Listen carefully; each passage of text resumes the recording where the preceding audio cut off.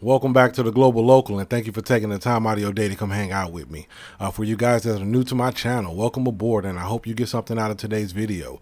For the guys that's been with me for a while, you know the drill, bro. How are you doing, man? I hope everything's good for you and your family. I hope you're doing well as well. Today, I kind of want to talk about how businesses can be deadly in the Philippines. Now, I'm pretty sure that you've heard about the story of the 7 bakers that were murdered here this past week in Antipolo.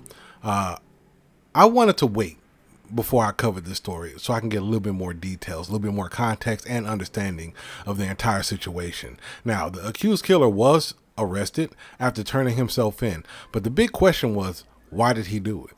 Now, he claimed that his co-workers were plotting to kill him using a pillow in his sleep so that his wife would not detect anything bad or, think that he was murdered or anything. He just pretty much had a heart attack.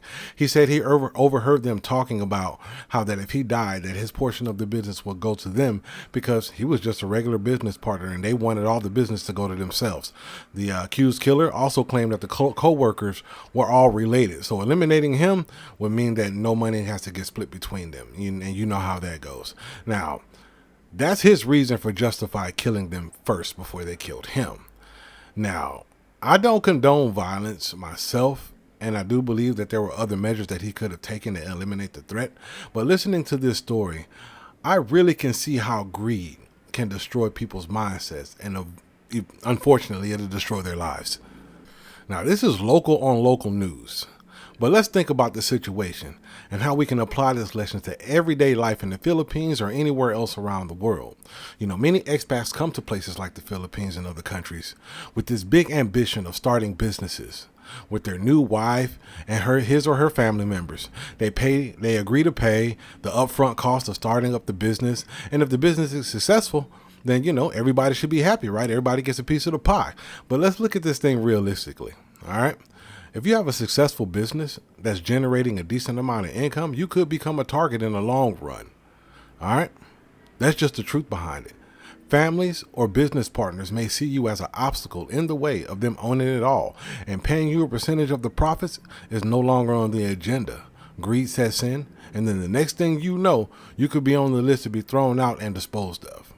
So today I kind of want to go over a few things to give you guys a couple tips to help you avoid the situation the best way that I can. Now, everything that I say is 100% opinionated because I probably won't be able to save you 100%, but I am going to try to give you guys some kind of some level of added security mentally so that you can help yourself make the right decision should you be put in a position of trying to buy the business or go into business with a local national here in the Philippines.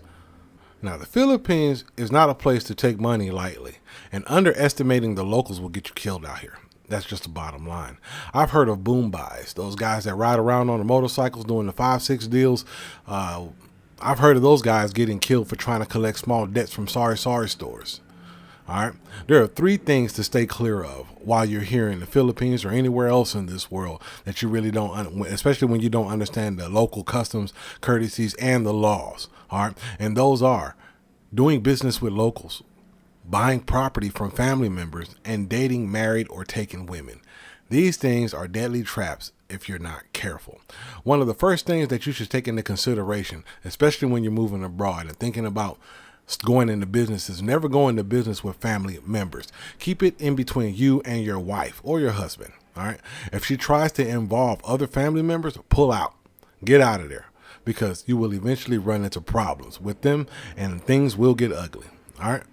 I see many guys who come here and set up so many sorry stores, laundry mats, and all kinds of other stuff. And yeah, on the outside, it looks like a good deal. But let's be honest, the expat probably doesn't own anything because it's probably 100% in her name. And if it does, he does or she does own a portion of the business or whatever. They can only own what, 40%? So he's still at the bottom. If the family members get involved, they can gang up on him, kick him out of his own business pretty much because the laws favor them. Going on to the next thing that you should take into consideration, man, to be honest, I wouldn't even engage in business here in the first place. All right.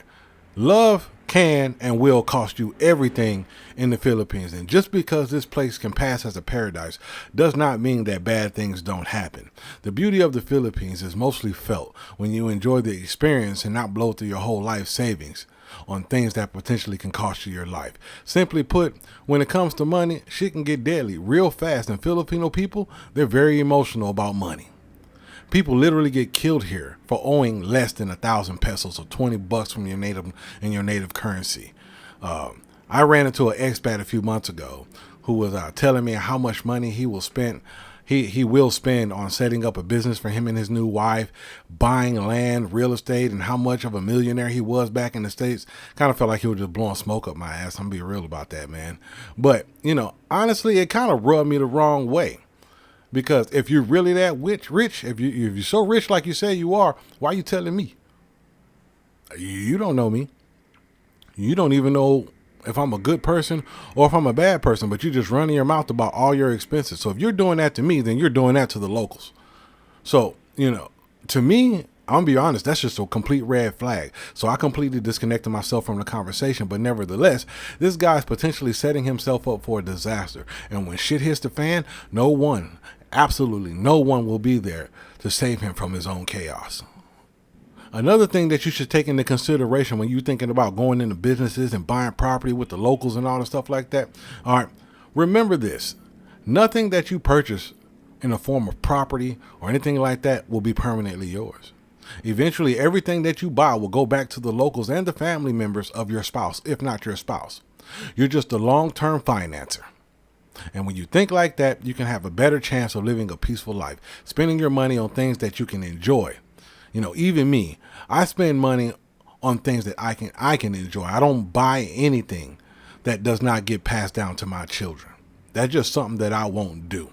All right? I'm not buying it.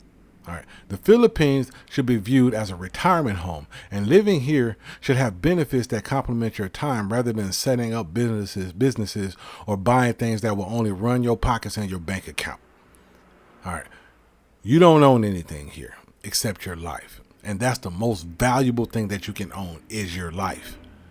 All right. Now, again, this story is local on local, but trust me, expats be out here throwing money around, playing with money, talking about money with the locals that have not seen that kind of money ever. And they set themselves up and they get themselves in big trouble. All right. Yeah, you can tell your girlfriend and your wife or whatever, yeah, let's do this and let's do that. All right, good. And if you got kids, I got it. Granted, I mean, do what you got to do, save the money, make the money, and pass the business on to your children. But when the family members and stuff start getting involved in your business ideas and your business ventures and stuff like that, you are in danger. And you don't even know that you're in danger because all it takes is one negative motive. Just one negative motive. And your life is over. All right. That's all that I have for you guys today.